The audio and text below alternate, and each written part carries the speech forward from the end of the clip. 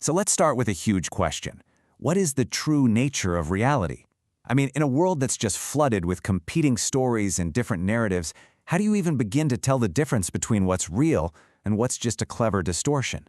Today, we're going to dive into this idea of a cosmic battle between truth and falsehood. Now, this is a really profound starting point. The idea here is that truth, or haqq, isn't just about being honest. It's presented as the ultimate metaphysical reality. It's like the factory default setting for the entire universe, the original, unshakable foundation of absolutely everything. And that, of course, is the next logical question, isn't it? If truth is the default state of being, how did its complete opposite even get into the system? Well, it turns out it all comes down to one single, incredibly powerful catalyst that, well, it changed everything. To get this, you have to imagine a reality where only truth could exist, where the concept of an untruth wasn't even possible. But then, something new was introduced into creation, and that new thing basically opened the door for distortion to be born. And that catalyst? It was free will. The ability to choose. See, before this, everything just operated according to its true nature. But choice introduced the potential to go against that truth. For the first time, it was possible to create a narrative that twists reality. So in this view, falsehood isn't some evil force that's always existed, it's a direct byproduct of freedom. And this contrast is absolutely key. Truth, haqq, is the original, stable, enduring reality. But falsehood, batil, it's presented as something parasitic. It's a byproduct. It's temporary, it's unstable, and it literally cannot exist on its own.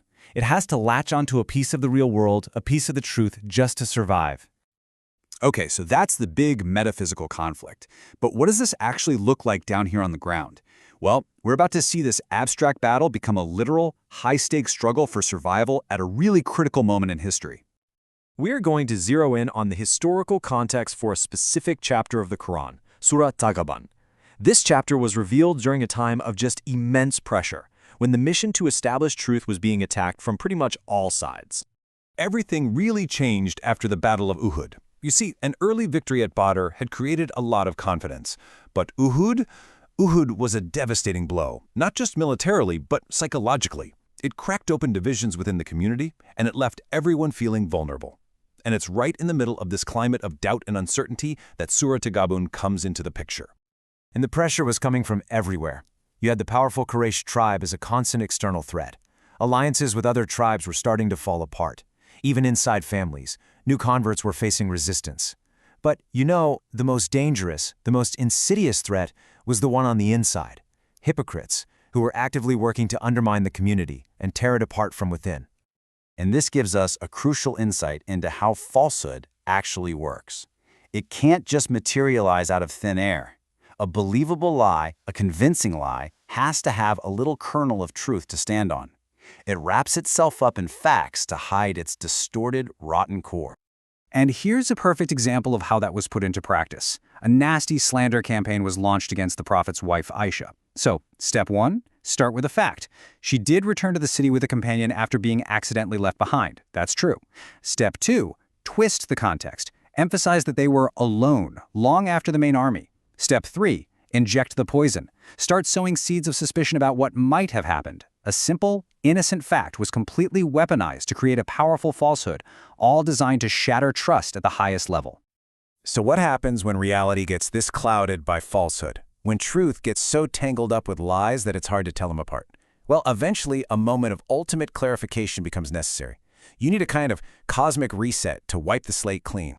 And this reset is presented as the Day of Judgment. But it's not just about reward and punishment. It's framed as the ultimate act of clarification, a day when every single distortion is corrected and reality is finally restored to its original true state.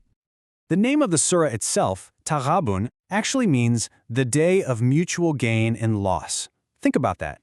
On this day, everyone's true balance sheet is finally revealed. What the world thought of as success might be exposed as an ultimate loss, and what looked like a total failure could turn out to be the ultimate gain. Just try to imagine that for a second. Every misunderstanding, every lie, every hidden intention, every single veil that obscures what's real is suddenly, instantly lifted for everyone to see. There's nowhere left to hide. And in that moment of just absolute clarity.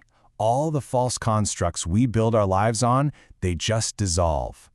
All the distorted narratives get corrected. Truth is put back on its throne as the one and only enduring reality. And success is finally measured by just one thing: how aligned you were with that truth. But here's the thing.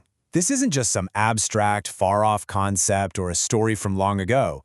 This grand cosmic narrative is brought right down to the personal level, to the choices that you and I make every single day.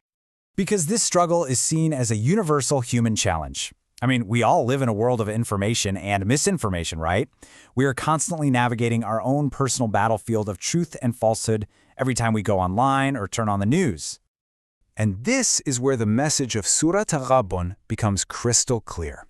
The ultimate way to measure success isn't by these temporary, worldly standards like fame or wealth or power.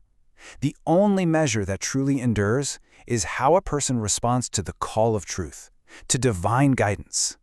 So in the end, we aren't just passive observers in this conflict. Every choice we make, every action we take, every word we say, it's like a vote. It's an act of construction. With every choice, we're aligning ourselves with either that enduring reality of truth or the fleeting illusion of falsehood. We're actively building one or the other. So, we'll leave you with this to think about. In our own world, a world that is just saturated with distortion, what is the unshakable truth that you are choosing to build your reality on?